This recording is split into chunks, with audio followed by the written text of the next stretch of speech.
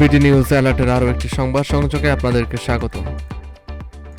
ভারতে বসে দেশের বিরুদ্ধে নির্বাচন বানচালের ষড়যন্ত্র হচ্ছে।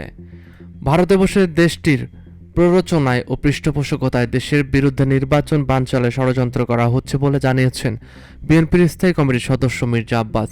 শনিবার 9 আগস্ট রাজধানীর নয়াপল্টনে বিএনপির কেন্দ্রীয় কার্যালয়ের সামনে এক আলোচনা সভা ও সাংস্কৃতিক অনুষ্ঠানে তিনি এই কথা বলেন। মির্জা আব্বাস বলেন, আওয়ামী লীগ 17 থেকে 18 বছর ধরে যে গুম খুন ও শাসন শোষণ করেছে তাদের ইতিহাস দেশের মানুষ 1700 বছরেও ভুলতে পারবে না। পিআর পদ্ধতির বিষয়ে তিনি বলেন, নতুন প্রজন্ম ভোট দিতে জানেই না, এর মধ্যে নিয়ে আসছেন পিআর পদ্ধতি।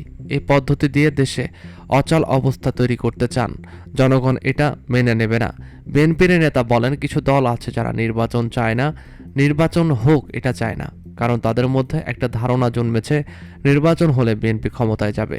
বছরের পর বছর আন্দোলন করে জনগণ এসব কথা শুনতে ভালোবাসে না, তারা চায় নির্বাচিত সরকার। বর্তমান অন্তর্বর্তী সরকারের সমালোচনা করে মির্জা আব্বাস বলেন, দেশের অবস্থা কিন্তু 12টা বাজিয়ে দিয়েছে এই সরকার। সাবেক প্রধানমন্ত্রী শেখ হাসিনা 12টা বাজিয়ে গিয়েছে, এই সরকার 24টা বাজিয়ে দিয়েছে। তিনি বলেন, উদ্দেশ্যমূলকভাবে আজকে বিএনপিকে জনগণের কাঠগড়ায় দাঁড় করানো হচ্ছে, কিছু হলেই দোষ দেওয়া হচ্ছে বিএনপির। গাজীপুরের সাংবাদিক তুহিন হত্যার ঘটনায় এখন তো দেখা যাচ্ছে যে দল ফুটেই নাই সেই দলের লোকজন জড়িত। বিএনপি স্থায়ী কমিটির এই সদস্য বলেন, জুলাই আগস্টে যারা হত্যাকাণ্ডের ঘটনা ঘটিয়েছে জরুরি ভিত্তিতে তাদের বিচার করা দরকার।